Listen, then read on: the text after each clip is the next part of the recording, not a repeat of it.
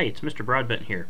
Today we're going to look at how to do the short answer questions on the literacy test. The short answer questions, there's about 6 or 8 short answer questions on the test, and combined they're worth 28% of your literacy test score. So they're pretty important. Of those 6 or 8 questions, there's 3 different kinds. There's one where you'll respond to reading. That's worth about 3 marks, or just over 3% of your test score. One where you'll find the main idea, and that's worth 3 marks, or just over 3% of the test. And standalone opinion. So these kind aren't attached to a reading. You just need to come up with the ideas to an opinion question. And those ones are worth 5 marks, or 5 or 6% of your score, because they look at your spelling and grammar for those questions too. To be successful on these short answer questions, you'll want to go APE.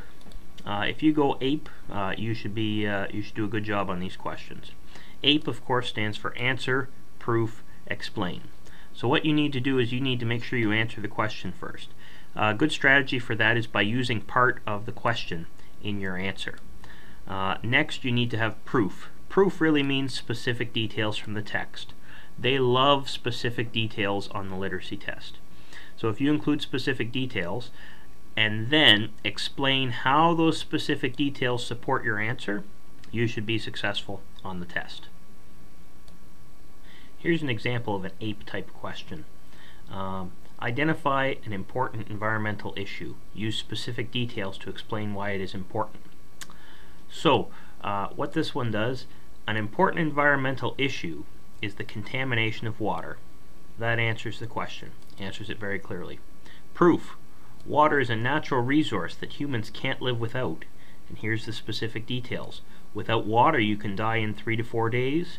Only 1% of the Earth's water is fresh water. Lots of good proof there. Here's where they explain it. We need to make sure we aren't contaminating the water because we have a limited supply. The water must stay clean because we can't get any more. That's the sort of structure for any of these short answer responses. Now let's look specifically at a short answer response where you need to find the main idea. Before we go over this, I want to remind you of the difference between a topic and a main idea. Topic is, what's the selection about? Can you tell me in one word? The main idea is always more than one word because it's a complete thought. What does the writer say about the topic? What's their position? What do they want you to get from this selection?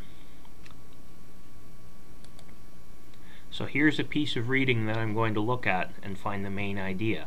I'm going to model some of my thinking as I go through, so pay attention. First thing I see on the page is I see a picture of some polar bears. So there's a good chance that polar bears are in fact the topic of this. I can also see, first word is polar bear. So there's a good chance that polar bear is the topic. Now we're looking for what's the writer saying about this topic. So, polar bear survival in the wild may be in danger because of climate change. Okay, climate change, I've heard of that, where the temperature gets warmer, and I've actually heard about polar bears too being in trouble because of that, because they live in such cold areas. Climate change is lengthening the ice-free period in southwestern Hudson Bay. I'm going to underline that. Southwestern Hudson Bay, that's a specific place, probably specific details, and thus the polar bear fast. During the Arctic spring, the bears build up their fat by eating seals that they hunt from the ice. Warming temperatures are reducing the ice. For an estimated 2,000 bears in the region, this has serious implications. Okay, so again, further telling me that these bears are in trouble, especially because of the warming temperatures, and because they're having a hard time getting the fat they need from seals. The sea ice melts completely each summer, stranding the marine creatures on land and away from their normal diet of seal meat.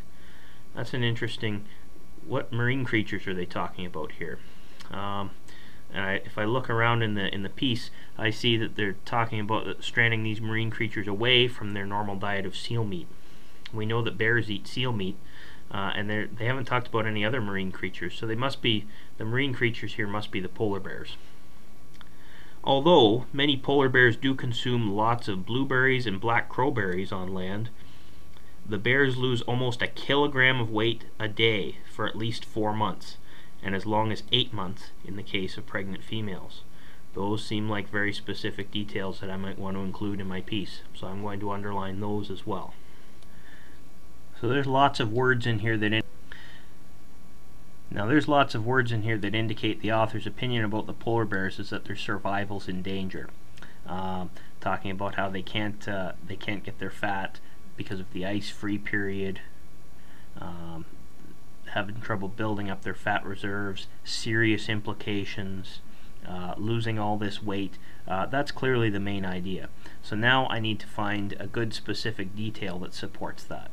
And I actually like this part here about losing a kilogram of weight per day, because that's a very specific example and it really tells the main idea. So after the reading, we'd want to put this together into an APE response. So, climate change is endangering the polar bear survival in the wild. That's clearly the main idea of this piece. Here's some proof. Since climate change is lengthening the ice-free periods in southwestern Hudson Bay, the polar bears are stranded on land. That's some specific details in the piece. And then you need to explain that. You can't just say, well, there's less ice in Hudson Bay, so that's why polar bears are in danger. You need to go deeper and explain that. So here's the explanation.